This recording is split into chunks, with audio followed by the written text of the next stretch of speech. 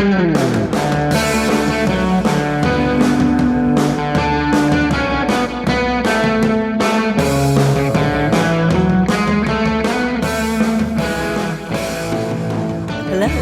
welcome to the How to Live in Denmark podcast. I'm Kay Xander Mellish. I am relaxed and feeling great after my summer vacation. I remember when I first came to Denmark, it amazed me that everyone took summer vacations of 3 to 4 weeks, but they do, and they come back refreshed and happy. If you want to ask someone for something in Denmark, a raise, a date, permission to move into their apartment and sleep on their couch, right now, right after summer vacation, is the time to do it. Everyone's in a good mood. Now, I was busy during summer vacation. I published a book version of last season's podcasts. It's called How to Live in Denmark, and it's available for download on Amazon.com and Saxo.com. You don't need an e-reader to enjoy the book. You can read it on any smartphone or tablet using the Kindle app, and the Kindle app is free. Now, to this week's podcast, which is based on an idea from listener @CammyHack via Twitter. He says, what about a podcast about how public institutions work, their schedules and efficiency in Denmark? I'm really curious about it. Well, Cammy, when you think you're talking to the authorities in Denmark, you're often not talking to the authorities. When it comes to bus service, train service, unemployment compensation, homeless shelters, even fire protection and ambulance services, you will be talking to a private company hired by the authorities. Denmark has a really high level of privatization. Now, of course, these companies get subsidies from the government to provide transport service or counsel the unemployed or put out the fire you started while trying to barbecue ribs.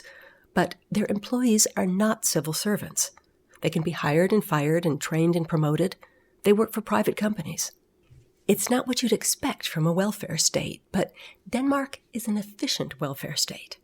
One of the reasons they get away with collecting so much in taxes is that everyone can see how the money is spent. The streets are clean, the buses are on schedule, the kids are off the streets and in government programs that match their age groups from birth to age 18.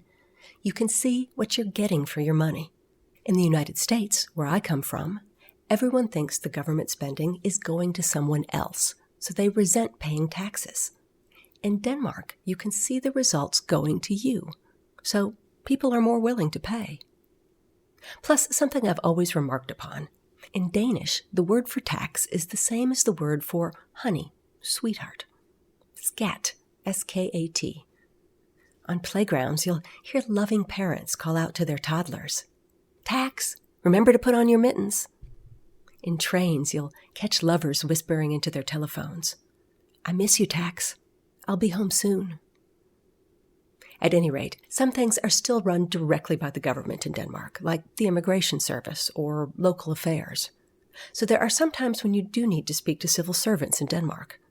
There is a way to do this. First of all, plan in advance. You have to find out their telephone time. Civil servants often only take the phone for 3 or 4 hours each day, or sometimes only on specific days of the week. Tuesdays from 10 to 2 or something. And of course, never on the weekend. So find out their telephone time and put at least a half an hour aside because you may have to wait in line. When it's your turn, the first thing you do is identify yourself by name. "Hi, this is Kay Xander Mellish." And then state your business calmly. A graffiti artist has drawn a giant penis on the city-owned wall right outside my living room window. Could you send someone to remove it? That's an actual case, by the way. When you speak to a Danish civil servant, tone is really important. You want to go in there with a positive, we can do it together spirit. Danes respond very badly to anger or conflict, but very well to a spirit of cooperation. You want to take the angle that we're equals and all we want to do is get this problem solved together. It may be shocking to people from other countries, but most state workers in Denmark are pretty competent. Working for the state is paid well, and they never ask for bribes. Like most Danes, they want to do their job well, within the time they're paid for it, and they feel that they do. Civil servants in Denmark have pride in their work. That said, it still took 6 months and several phone calls to get them to come and remove that graffiti of the giant penis. And that's the How to Live in Denmark podcast for this week. If you have an idea you'd like to hear us discuss, get in touch via our How to Live in Denmark Facebook page, or via @HowToLiveInDK on Twitter, the 2 is a number, or at howtoliveindenmark.com. Remember, the How to Live in Denmark book is available on Amazon. If you buy it and enjoy it, please leave a review. Our theme music is arranged by George Glavis. See you next week.